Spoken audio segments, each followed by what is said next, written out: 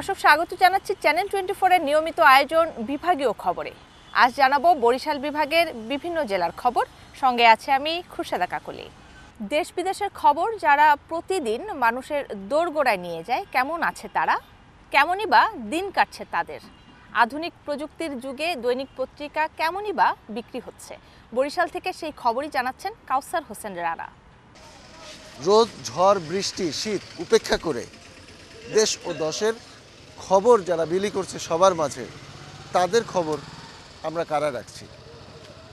সেই খবর তারা প্রতিদিনের যে সংগ্রাম করে যাচ্ছে, তারা কি অবস্থায় আছে, চলুন আজ দেখি তারা কি পরিস্থিতির ভিতরে প্রতিদিন এই খবরগুলো নিয়ে মানুষের দোরগোড়ায় পৌঁছে যাচ্ছে।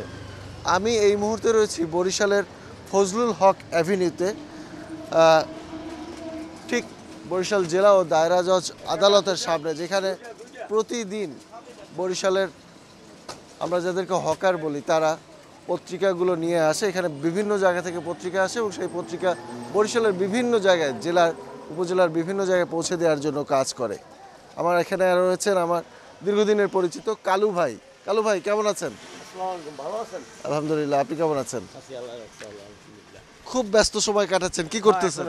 পত্রিকা সব করবো, সবাই দিমু, তারপর সবাই নিয়ে আবার দৌড়ে চলে যাবে।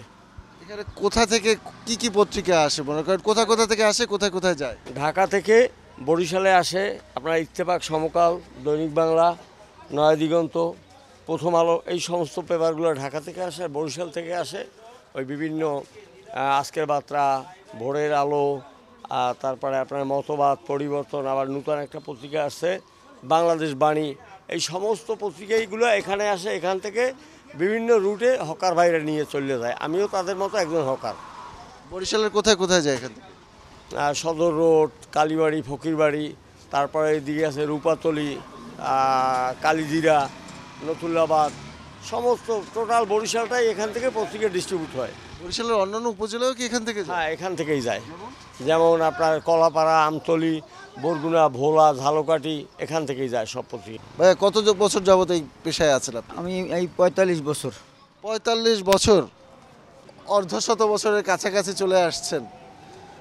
কীরকমভাবে জীবন কাটে এই এখান থেকে, কেমন ইনকাম হয়? এক সময় আমাদের খুবই ভালো ছিল, আমরা এটা দিয়া সব কিছু করতে পারছি, এমনকি ছেলে মেয়েও মনে করেন ভালোভাবে পড়ালেখা করাইতে পারছি। এখন আমাদের দুর্দিন, পত্রিকা চলেই না ওই রকম বেশি, কারণ অনলাইন হওয়ার পর থেকে আমরা খুব বেকারগ্রস্ত অবস্থার মধ্যে পড়ে গেছি। যা পেপার না চলে আমরা একজন কিছু পেপার বিলি করি, আবার অন্য কাজের বিকালবেলা অন্য কাজের দৌড়ি করি, এইরকম করি আমাদের জীবন চলতে আছে। এখন আপনার পরিবারে কে কে আছে? আমার পরিবারে এখন বলতে আমার ছেলে, আমার ওয়াইফ আর আমি আছি। আর বড় মেয়েটা অনার্স করিয়ে গত 22 সালে মারা গেছে।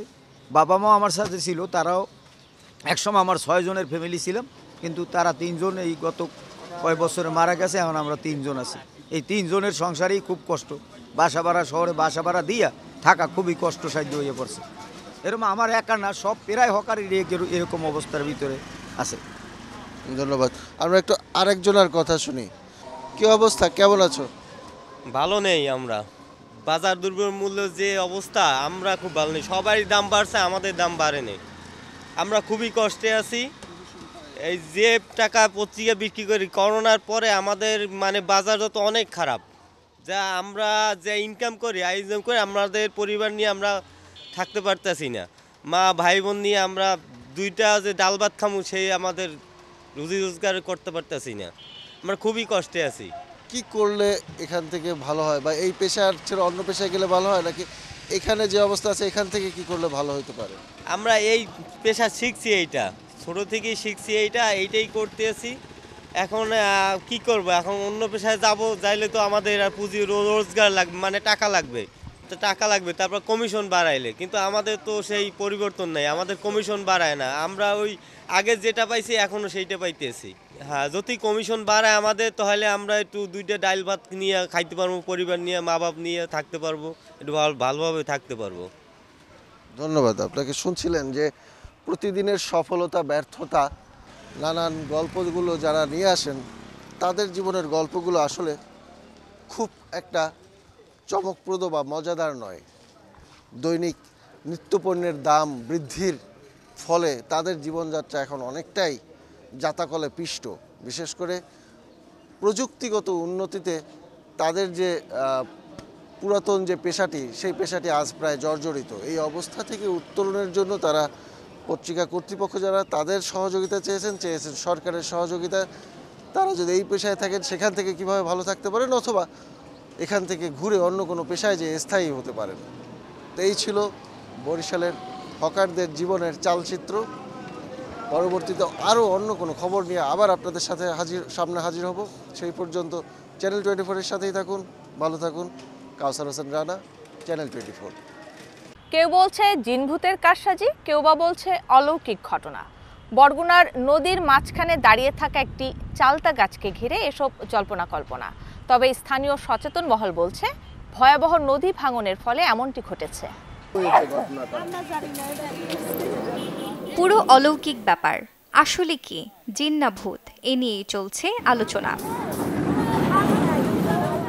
বরগুনা জেলা শহরের পাশ দিয়ে বয়ে যাওয়া খাগদন নদীর মাঝে আকস্মিকভাবে দাঁড়িয়ে আছে একটি চালতা গাছ। নদীতে বড় বড় লঞ্চ ট্রলার চলাচল করলেও ঠায় দাঁড়িয়ে আছে গাছটি, নেই কোনো পরিবর্তন। বরগুনা পিরোজপুর খুলনা রুটের আঞ্চলিক মহাসড়কের পাশে থাকা চালতা গাছটি রাতারাতি কিভাবে নদীর মাঝামাঝি চলে এলো, এ নিয়ে সৃষ্টি হয়েছে চাঞ্চল্য। স্থানীয়দের কেউ কেউ বলছেন এটি জিন ভূতের কারসাজি। রাত্রের বেলা কিভাবে কি হয়ে গেছে কেউ দেখে নাই। এনে কাহিনী কি, গাছ দেখছে আজীবন খারাই নে, সেই গাছ কাটার কথা কইছে বলে আগের দিন রাত্রে দেখে গাছ নামে যে খারাই রয়েছে। দেখলাম রাত 10টায় আইলাম চা খাইয়ে, যে ওই রাস্তা খুলে দেখলাম আবার ভরে উঠে দেয় গাঙ্গের মাঝে। এনে তো একটা শয়তান আছে, বান দিয়ে থুইছে, পাগলও এনে দুটো তো পাগলও হয়েছে। তবে ঘটনাটি অলৌকিক নয় বলে মনে করছেন কেউ কেউ। মূলত জিন ভূতের কোনো ব্যাপারে না, এটা হয়েছে আর এই যে একটা সড়ক, আমরা যে সড়কটা দাঁড়াইছি আসলে এই মিথ্যা জিনিসটা দেখার জন্য হাজারো মানুষের কৌতূহল এই রাস্তায়, অথচ এইটা একটা সড়ক, যে কোনো সময় এই গাছটা দেখার কারণে কিন্তু একটা অ্যাক্সিডেন্টও হতে পারে। বাঙ্গলকুলে থাকনে ওই গাছটা গোড়া নিচকুল খালি গেছে, উপরকুলে একটু মাটির সংখ্যা বেশি ছিল গাছটার গোড়ায়। জন গাছ লাস জায়গাটা হালা একটু লাসা হলে ওই জায়গাটা একটু ভাঙ্গিলকুল, ওই খাপে যাই যখন বাদ যাওয়ার গাছটার নিচে মাটিতে ওজন হয়ে গেছে, গাছ খারাই গেছে। এটা বিচিত্র কিছুই না। প্রতিদিন গাছটি দেখতে দূর দূরান্ত থেকে ভিড় করছেন উৎসুক জনতা। Desk report, channel 24। পদ্মা সেতু চালু হলেও কাঙ্ক্ষিত শিল্পনগরী গড়ে ওঠেনি ঝালকাঠি বিসিক শিল্পনগরীতে। ৭৯টি প্লটের বেশিরভাগই ফাঁকা পড়ে আছে। তবে বিসিক কর্তৃপক্ষ বলছে খুব শিগগিরই শুরু হবে বেশ কয়েকটি শিল্প প্রতিষ্ঠানের কাজ। ঝালকাঠি বিসিক শিল্পনগরী উদ্বোধন করা হয় ২০১৯ সালে। পরের বছর শুরু হয় প্লট বরাদ্দ দেয়া। উদ্বোধনের পর ৫ বছর কেটে গেলেও শুরু হয়নি তেমন কোনো কার্যক্রম। ২৩টি প্লটে গড়ে উঠেছে মাত্র ৭টি শিল্প প্রতিষ্ঠান। মোট ৭৯টি প্লটের মধ্যে ৫৬টি ফাঁকা পড়ে আছে, আর ৬টি প্লট এখনো বরাদ্দই দেওয়া হয়নি। অভিযোগ রয়েছে প্রভাব খাটিয়ে ফরচুন নামে একটি প্রতিষ্ঠানকেই দেওয়া হয়েছে ২৫টি প্লট, কিন্তু তারাও এখনো পর্যন্ত কোনো স্থাপনার কাজ শুরু করেনি।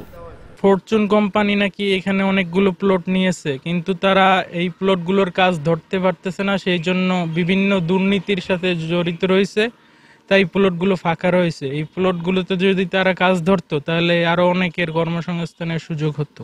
এখন তারা তো কিছু শ্রেণী আছে, তারা প্লটগুলো নিয়ে কিন্তু তারা কারখানা করতেছে না, এর জন্যই তো হইতেছে না। প্রভাব খাটাইয়া, রাজনৈতিক প্রভাব বা নিজস্ব প্রভাব খাটাইয়া একজনে 25টা প্লট নেছে, কোনো কাম কিছু করে না। কাজ করলে দেখা যাইতো যে অর্থনৈতিক অবস্থা, এই এলাকার মানুষের অবস্থা ভালো হইতো। পদ্মা সেতু চালুর পর বিসিক শিল্পনগরী জমে উঠবে, কর্মসংস্থান হবে হাজারো মানুষের, এমন প্রত্যাশা থাকলেও সবার মাঝে এখন হতাশা বিরাজ করছে। ৭৯টা চালু হয়েছে, ৫-৬টা যদি সব চালু হইতে তার কামগুলো পাওয়া চলতে। বাকি যেগুলো আছে যারা নিয়ে রাখছে ওরা যদি আপনার করে, সেক্ষেত্রে দেখা যাচ্ছে এলাকা মানুষজন অথবা দূর দূরান্তে যারা আছে তাদের অর্থের একটু যোগানটা হয় আর কি। সরকারের কাছে দাবি এলাকার যাতে উন্নয়নের জন্য এখানে একটু ভালো শিল্প প্রতিষ্ঠানের ব্যবস্থা করে দেয়। তবে বিসি কর্তৃপক্ষ বলছে শিগগিরই বেশ কয়েকটি শিল্প প্রতিষ্ঠান নির্মাণের কাজ শুরু হবে। যারা প্লট বরাদ্দ নিয়েছেন তাদের প্রতিষ্ঠান নির্মাণের জন্য আরও সময় দেওয়া হবে। যে প্লটগুলোর উপরে ইন্ডাস্ট্রি চালু আছে তাতে ব্যাপক লোকের কর্মসংস্থান হয়েছে। আর যে উদ্যোক্তাদের এই শিল্পনগরীতে প্লট বরাদ্দ দেওয়া হয়েছে তারা অচিরে এই কার্যক্রম শুরু করবে বলে আশা করছি। 2023 সালে বরাদ্দ পেয়েছেন, 2023 সালের জুন মাসে তারা 1 বছর সময় পাবেন। আর বাকি যে উদ্যোক্তাদেরকে শিল্প প্লট বরাদ্দ দেওয়া হয়েছে তাদের সাথে আমরা সার্বক্ষণিক যোগাযোগ রাখছি। ওনারা তাদের শিল্প প্লট শীঘ্রই কার্যক্রম শুরু করবেন বলে আশা করছি। বর্তমানে এই শিল্পনগরীর চলমান কারখানাগুলোতে বিভিন্ন পদে 2 শতাধিক মানুষ কাজ করছেন। Desk report, channel 24। সাপের নাম শুনলেই কম বেশি সবারই গা ছমছম করে, কিন্তু এই সাপকেই আপন করে নিয়েছে পটুয়াখালীর উদ্যোক্তা আব্দুর রাজ্জাক। গড়ে তুলেছেন সাপের খামার। খামারটি নিবন্ধন পেলে প্রতি মাসে কোটি কোটি টাকার বিষ উৎপাদন সম্ভব বলে জানান তিনি। পটুয়াখালী সদর উপজেলার নন্দীপাড়া গ্রামের ছেলে আব্দুর রাজ্জাক বিশ্বাস 22 বছর আগে নিজ বাড়িতে প্রায় 3 শতাধিক সাপ নিয়ে শুরু করেন খামার, যার মধ্যে রয়েছে কালো গোখরা, খইয়া গোখরা, কিংকোবরা, কেউটে, দারাস, বাসুয়া, কালকুলিন, সাদাগোমা, বিষঝুরি সহ নানা প্রজাতির সাপ। এই সাপটা মূলত খইয়া জাতি সাপ। এটার যে মাথার উপর একটা ডাইস, সেই ডাইসটি হলো ভি আকৃতির। সেটা দেখলেই বোঝা যাবে যে এটা খইয়া যায়, এবং এইটাকে বাইনোসিলেট কোবরা বলে সায়েন্টিফিকভাবে। এই সাপটাও কিন্তু বিষাক্ত, ভয়ানক বিষাক্ত সাপ। এর পরে যে সাপটা দেখালাম এটা মূলত উপরের চক্রটা একটু রাউন্ড আকার থাকে। এটা হলো আপনার কালি জায়দ বলে, গোখরো সাপ বলে, এবং এটাকে বলা হয় মনোসেলেট কোবরা। 2008 সালে প্রাণী সম্পদ মন্ত্রণালয়ে বাংলাদেশ স্নেক ভেনম নামে খামারটি নিবন্ধন ও 2018 সালে পরিবেশ ছাড়পত্রের জন্য আবেদন করেছিলেন রাজ্জাক। সেই অনুমোদন পাননি আজও, ফলে খামারটি নিয়ে হিমশিম খাচ্ছেন তিনি। খামার বন্ধের সিদ্ধান্ত নিলেও সরকারি সহায়তায় ঘুরে দাঁড়াতে চান এই খামারি। এখানে সাপের খামারটা 2000 সালে স্টার্ট করি, মূলত অনেক ঝড় তুফান পার করে মূলত আসছি। এখন বর্তমান যে অবস্থাটা, বেশ কিছুদিন আগে আমার ছেলে মারা যায় এবং আমার বাবা মারা যায়, পাশাপাশি আমার মা মারা যায় একই মাসের ভিতরে, এবং আমার সাপের খামারটার একজন লোক মারা যায়। আমার নানান ধরনের ঝড় ঝাপটার পরে এই সাপের খামারটা বন্ধের আদেশ হয়। এরপর থেকে আমি অর্থনৈতিকভাবে একেবারে বিপর্যয়ে চলে যাই, যেটা আমার পক্ষে কাটাই ওঠা খুবই অসম্ভব ছিল। তারপরে এখন যিনি অন্তর্বর্তী সরকার, এদের আশ্বাসে মূলত পুনরায় আবার আমি ঘুরে দাঁড়ানোর জন্য চেষ্টা করতেছি, যে এখন তাদের যে নিয়ম নীতি অনুযায়ী কাজ করতেছি। আমার যা সম্বল ছিল এবং আমার স্ত্রীর গহনা টহনা বন্ধক রেখে মূলত আমার এই খামারটা পরিচালনা করার জন্য আবার চেষ্টা করতেছি। এখানে যারা কর্মরত আছে তাদেরকে বেতন দিতে পারিনি, তারা অনেকেই মুখ ফিরিয়ে এনেছে, এখানে কাজ করতে ইচ্ছুক না। মূলত আমি তাদেরকে বিভিন্ন ধরনের আশ্বাস তো করে মূলত তাদেরকে এখানে কাজ করাচ্ছি, এবং তারা আমার মায়ের বন্ধনে কাজ করতেছে। অনুমোদন না পাওয়ায় কর্মচারীদের বেতন বাবদ খরচ মেটাতেও পারছেন না খামারের মালিক। বিগত দিন মোটরসাইকেল চালাইতাম, তারপর থেকে এই ফার্মে আসি। এখন আমাদের তো লাইসেন্স হয় না, বিদায় বেতনপাতি হয় না, আমরা খাইতে পড়তে পারি না। যতদিন ভাই চালানের পারছে অতদিন চালাইছে। 15-20 বছর ধরে আমরা এই সাপের খামারে আছি। সাপ ধরি, সাপের আদার দেই, সাপের দোয়াই ঠিক করি, কিন্তু আমাকে আগে কিছু স্যালারি দিছে, এখন আর এই স্যালারিটা দিতে পারতেছে না। তার অর্থ দিক দিয়ে সংকটই পড়ে গেছে, কিন্তু এখন আমরা অনেক কষ্টে আছি। খামারটির কার্যক্রম দেখতে প্রতিদিন ভিড় করছেন কৌতূহলী মানুষ। আমি দীর্ঘদিনই শুনি এখানে সাপের ফার্ম আছে, অনেক লোকই দেখতে আসে, আমারও মনে শখ জাগে, যেটা দেখে আসি। তো আমি এই জন্য আসছি। এই রাজ্জাক ভাইয়ের খামারে আইছিলাম, দেখলাম সাপটা অনেক সুন্দরী, অনেকগুলো সাপ দেখলাম, দেখতে ভালোই লাগলো। এই সাপ ধৈর্য আনছে এটাও দেখলাম। বিগত দিনে বিধি বহির্ভূত খামার স্থাপন করায় অনুমোদন পাননি বলে জানান বন বিভাগের এই কর্মকর্তা। তবে নতুন করে খতিয়ে ব্যবস্থা গ্রহণ করা হবে বলেও আশ্বাস দেন তিনি। জনাব আব্দুর রাজ্জাক পটুয়াখালী সদর উপজেলায় একটি সাপের খামার স্থাপন করেছিলেন। সেটা বিধি বহির্ভূতভাবে স্থাপন করায় বন বিভাগ কর্তৃক ইতিমধ্যেই বন্ধ করা হয়েছিল। উনি আবার নতুন করে সেটা পরিচালনা করছেন, সেটা বিজ্ঞানসম্মত কিনা এবং অন্যান্য আনুষঙ্গিক বিষয় খতিয়ে আমরা পরবর্তী প্রয়োজনীয় ব্যবস্থা গ্রহণ করব। যদি লাইসেন্স প্রাপ্তির হয়, আইনের দেওয়ার সুযোগ থাকে, তাহলে আমরা লাইসেন্স দিব। আধুনিক প্রযুক্তির এই খামারটি উৎপাদনে গেলে সাপের এই বিষ দেশের অর্থনীতি, বিশেষ করে ওষুধ শিল্পে গুরুত্বপূর্ণ অবদান রাখবে বলে মনে করেন বিশিষ্টজনেরা। Desk report, channel 24। অযত্ন, অবহেলা আর পরিকল্পনার অভাবে প্রায় বন্ধ হতে বসেছে ভোলার বীরশ্রেষ্ঠ মোহাম্মদ মোস্তফা কামাল গ্রন্থাগার ও স্মৃতি জাদুঘর। দৃষ্টিনন্দন এই ভবনটি সেখানে থাকলেও নেই কোনো জনবল। কোটি টাকায় নির্মিত এই ভবনটি সুষ্ঠু ব্যবস্থাপনার অভাবে তাই কোনো কাজেই আসছে না। বীরশ্রেষ্ঠ শহীদ সিপাহী মোহাম্মদ মোস্তফা কামাল গ্রন্থাগার ও স্মৃতি জাদুঘর নির্মিত হয় 2008 সালে। এটি নির্মাণ করা হয় স্বাধীনতা যুদ্ধের অন্যতম বীর সৈনিক বীরশ্রেষ্ঠ সিপাহী মোহাম্মদ মোস্তফা কামালের স্মরণে। নামমাত্র জাদুঘরটিতে নেই কোনো স্মৃতিচিহ্ন, গ্রন্থাগারে নেই পর্যাপ্ত বই, জরাজীর্ণ হয়ে পড়েছে সব আসবাবপত্র। শ্রেষ্ঠ মোস্তফা গ্রন্থাগার স্মৃতি জাদুঘরে 2008 সালে যে বই ছিল, যে আলমারি, যে চেয়ার টেবিল ছিল, ওগুলোই আছে। নতুন কোনো কিছু এখনো দিতে আসে না। আসলে এটা জাদুঘর তো কিছুই দেখি না, এটা পাঠাগার হিসেবে আমরা এখন জানি। স্মৃতি জাদুঘর হিসেবে জাদুর কিছু নাই বা স্মৃতিরও কিছু নাই। এখানে শুধু আমাদের পাঠাগার হিসেবে কিছু বই আছে। এই বইগুলো আমরা মাঝে মধ্যে সেখানে পড়ি। অনেক বাচ্চারা আসে, অনেক লোকজন দূরান্ত থেকে আসে, দেখার মতো কিছু, কিন্তু আসলে দেখার কিছু নেই। জাদুঘরটি দেখার দায়িত্বে রয়েছে জেলা পরিষদ। মাস্টার রোলে একজন কেয়ারটেকার ছাড়া গোটা স্মৃতি জাদুঘরে নেই কোনো কর্মচারী। সব মিলিয়ে পুরো গ্রন্থাগার ও জাদুঘরে স্পষ্ট অযত্ন আর অবহেলার ছাপ। কোনো কার্যক্রম হয় না, আগে যে আসে, যে কোনো মানুষ আসে একবারে বেশি আসে আর বলে এটা কিছুই নেই, এটা কি কিসের জাদুঘর, কীভাবে হলো? যদি আরও বই থাকতো এবং নানা রকম ডিজিটাল যুগের কিছু থাকতো, তাহলে আমরা আরও কিছু ভালোভাবে জানতে পারতাম। একজন কেয়ারটেকার দ্বারা এই জাদুঘরটি পরিচালিত হয়ে আসছে। এখানে দীর্ঘদিন লাইব্রেরি পদটি শূন্য। অতি বিলম্বে যাতে একজন লাইব্রেরিয়ান নিয়োগ করা হয়, আর যাতে সরকার এর উপর সুদৃষ্টি রাখে, মুক্তিযুদ্ধের বিভিন্ন স্মৃতি যাতে এখানে থাকে, এটি আমি দাবি করছি। শুরুর দিকে বিভিন্ন স্থান থেকে দর্শনার্থী আসলেও এখন তেমন কেউ আসে না এখানে। অনেকে বলছেন জাদুঘরটি বাইরে থেকে সুন্দর হলেও ভিতরে নেই তেমন কিছুই।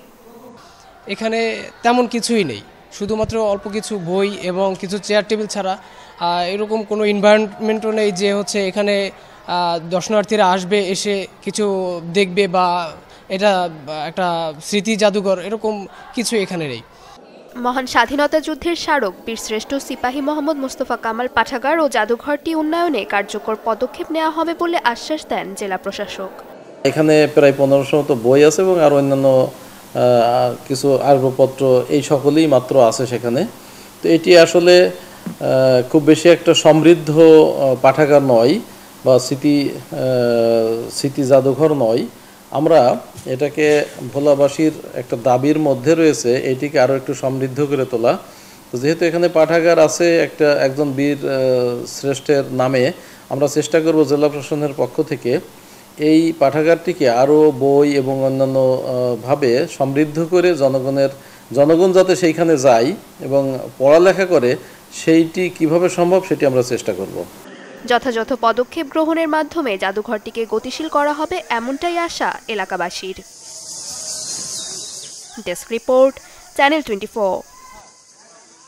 দর্শক, এই ছিল আজকের বিভাগীয় খবরে। আগামীকাল নতুন স্বাদ ভিন্ন খবরে থাকবো আপনাদের সাথে, সঙ্গেই থাকুন।